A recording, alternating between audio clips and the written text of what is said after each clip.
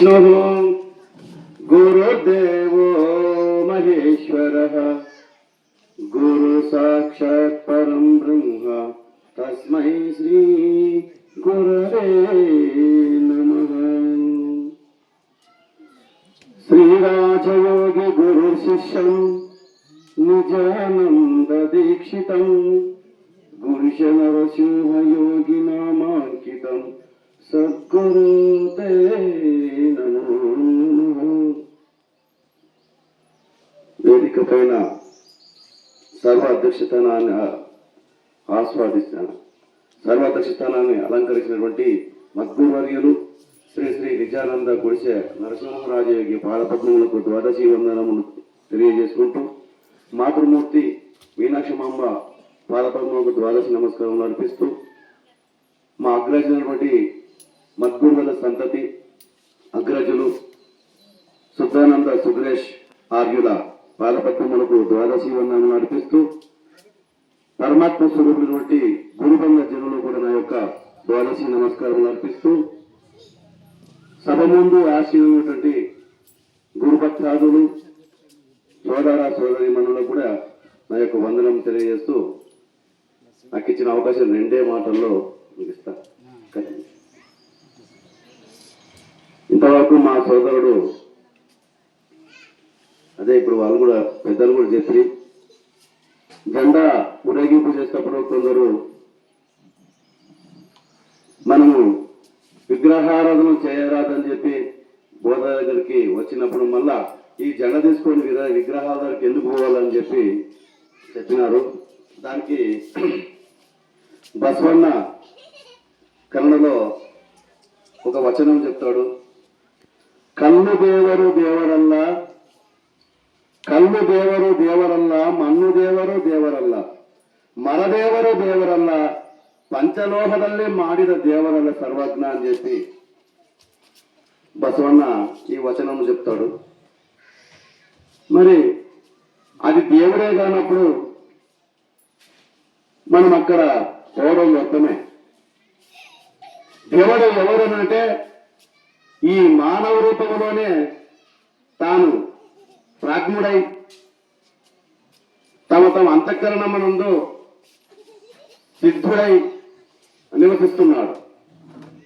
సాక్షి రూపములో ప్రతి ఒక్కరి కూడా ఈ మానవ రూపములో ఆ గురుదేవుడు ప్రతి ఒక్క జీవిలో 84 లక్షల జీవరాశులలో ప్రతి జీవిలో అణువుగా తాను నిండుకొని ఉన్నాడు. నిరాకార జీవుల్లో ఉన్నారా అంటే ఉండవచ్చు అని అనుమానమే కానీ ఉంటాడని నిశ్చయం లేదు. ఎందుకంటే నిరాకార జీవులకి ఏం చెప్పడానికి సాధ్యం లేదు కాబట్టి అది ఉండడం చెప్పడానికి సాధ్యం కాదు. సాకార జన్మ జీవుల్లో మాత్రానికి సాక్షి ఉన్నాడని చెప్పి మనకు వ్యక్తమవుతుంది. కాబట్టి మన్ను దేవరు దేవరల్లా, కళ్ళు దేవరునైతే విగ్రహములు.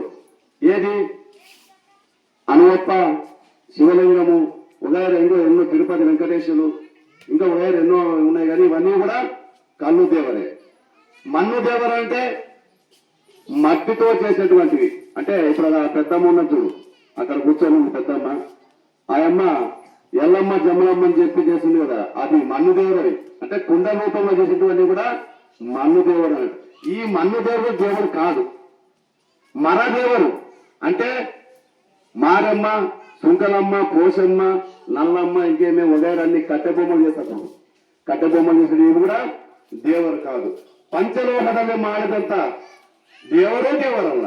పంచలోహద అంటే కొన్ని విగ్రహాలు పంచలోహాలు కూడా చేస్తారు. ఇత్తడి, రాగి, బంగారు, ఎండి ఇవన్నీ కొన్ని తొడుగులు కూడా ఉంటాయి.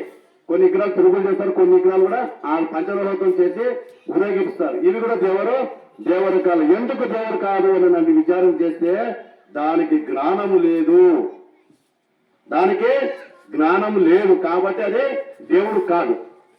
మన దేవుడు ఎవరో పనంటే హృదయమనందు ఎవరైతే తిష్ట చేసి ఉన్నాడో సాక్షి రూపంలో వాడొక్కడ దేవుడు. ఈ దేవుని తెలుసుకోవడానికే మనము శివరామ దీక్షితులు సిద్ధాంతంలో ఉన్నాం కదా. శివరామ దీక్షితులు కూడా ఎన్నో 100 యజ్ఞాలు చదివి అక్కడ ఎక్కడ ఈ దేవుని భావము తెలుసుకున్న ఇదన్నయ్య కూడా సున్ననే, ఇదంతా కూడా శుద్ధనే, ఇది పనికిరానిది అని చెప్పి తెలుసుకొని ఒక పరిపూర్ణ సూచన కొరకు తాపత్రయపడి అహోరాత్రులు నిద్రగాచి ఎన్నో బాధలు పడుకుంటూ ఎంతో కష్టం పడి శ్రీధర స్వామి దగ్గరకు వచ్చినప్పుడు ఆయన ఒకటే మాట అన్నాడంట. ఎవరు? శ్రీధర స్వామి. అయ్యా, ఇన్ని యజ్ఞాలు సలిపి వచ్చినవి కదా, అక్కడ ఉన్నటువంటి ప్రశాంతత ఇక్కడ లేదు, నువ్వు అక్కడనే ఉండవచ్చు కదా, ఇక్కడ ఎందుకు వచ్చినావు అని చెప్పి గురువు గారు ప్రశ్నిస్తే అప్పుడు అన్నాడంట శివరామ దీక్షితుడు, అవన్నీ కూడా నేను చేసేటవే కానీ నన్ను చేసేది ఎవడో నాకు ఇంతవరకు తెలియలేదు కాబట్టి నీ దగ్గరకు వచ్చిన స్వామి, నన్ను చేసినటువంటి నీవు ఏ సూచన ఏదైతే ఉందో దాన్ని నాకు తెలుపమని చెప్పి ఆ కోరిక మేరకి ఇప్పుడు వచ్చిన అది ఏమని ఉంటే మాకు తెలుపని చెప్పినప్పుడు అప్పుడు శ్రీధర స్వామి అంటాడు, దైవ నిరసన చేసేంత వరకు ఈ సూచన ఎవరికి అందదురా నాయన. దైవ నిరసన ఏంటేమి? మనము కూడా ఈ గురు మార్గం నందు రాకముందు ఎన్నో దైవాలు పూజ చేసినాం. మనం సుందరమ్మని చేసినాం, మారమ్మని చేసినాం, శివయ్యను చేసినాం, మల్లయ్యను చేసినాం, ఇంకా వగేర ఎన్నో ఈ స్వామిని చేసినాం, ఆ స్వామిని ఈ స్వామిని సాయిబులను కూడా వేస్తుంది. మనం ఎప్పుడు గురుగారి దగ్గరకు వచ్చినప్పుడు గురుగారు మనకేం చెప్పారంటే ఇవన్నీ కూడా కాదురా, అవన్నీ నీవు స్థాపించిన దేవుడే గాని అది నిజమైన దేవుడు కాదు, అది నిజమైన దేవుడు కాదు, నిజమైన దేవుడు నీరే అని చెప్పి మనకు అష్టమస్తక సంయోగం చేసినాడు. ద్వాదశి షోడశి మంత్రం మనకి ఎప్పుడైతే ఉపదేశిస్తున్నాడో ఉన్నది బయలు లేనిది ఎరుక, ఇవి రెండు ఎప్పుడు మరొక ఏ మారక నిరంతరము నిద్ర వచ్చే వరకు నీ వచ్చే వరకు దీన్ని ఒకటి స్మరణ చేసుకుంటున్నాయినా ఇదే నీకు ముక్తి అని చెప్పి ఈ పద్ధతిలో నువ్వు నడిచినప్పుడు సుశిక్ష పద్ధతి ఆచరించి